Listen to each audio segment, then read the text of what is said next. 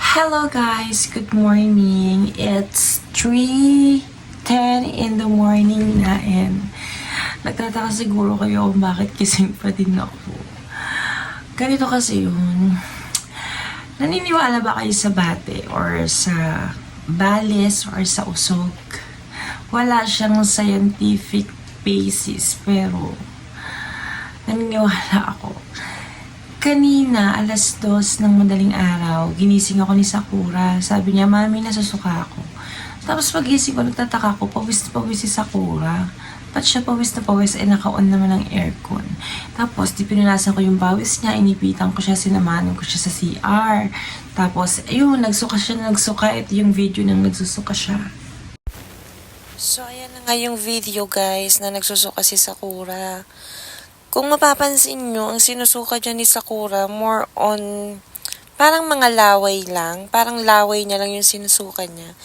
Kasi 'di ba normally kapag nagsusuka talaga tayo yung tunay na suka, 'di ba dapat yung kinain natin, yun yung sinusuka natin sa either kanin, or kung ano man yung huli natin kinain, yun yung isinusuka natin, 'di ba? Kahit pag nagiinom or nalalasing. Dito, nagtataka ako, ang sinusuka niya, puro laway lang. Ang dami-daming laway lang, kaya feeling ko talaga nausog siya.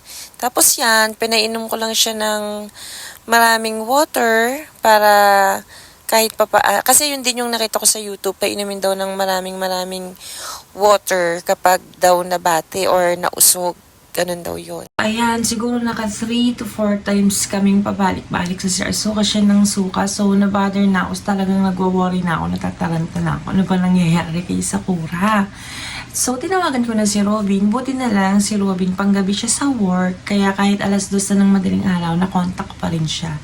Pagsagot ni Robin ng video call, tinapat ko na agad kay Sakura yung camera. Nakita niya, nagsusuka na agad. So, na agad siya. Sabi niya, bakit? Ano nangyari diyan? Ganyan-ganyan. Sabi ko ginising ako, nasusuka daw siya, tapos pawis na pawis. Sabi niya, ano makinain yan? Ano naman mo? Baka sa gatas, baka katatabi. Tinalakan niya na agad ako, parang ako yung sinisisi, which is tama naman kasi ako yung kasama sa bahay. So, ako talaga yung sisisi, ba't nagsusuka yung bata? Tapos hanggang tinatalakan niya ako, natalakatin ako, nalaban ako. Tapos bigla niyang nasabi na, baka naman nababati yan. Sino ba yung mga pumansin dyan ng mga ganyan?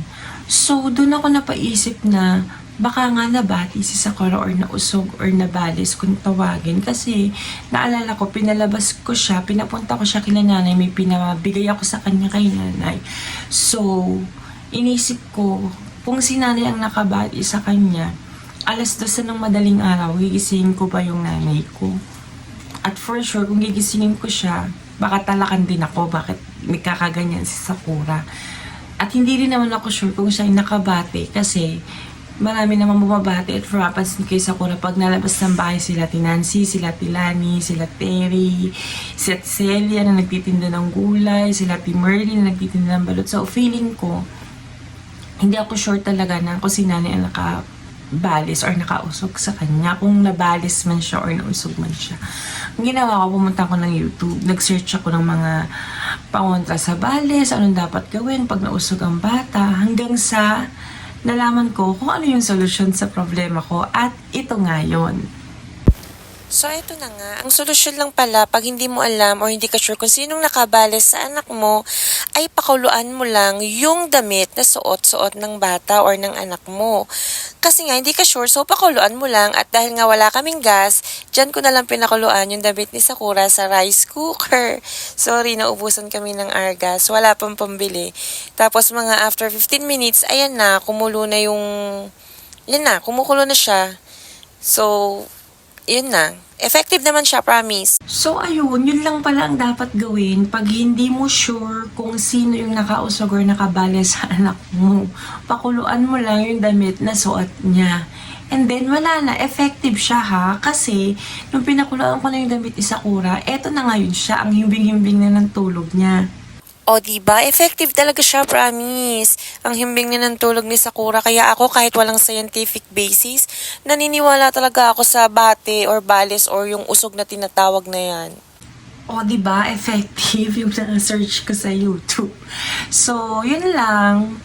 wala lang, naisipan ko lang gawin content siya kasi first time ko talaga siya na-experience. 5 years old na si Sakura pero first time ko ma-experience yung ganitong pangyayari talaga.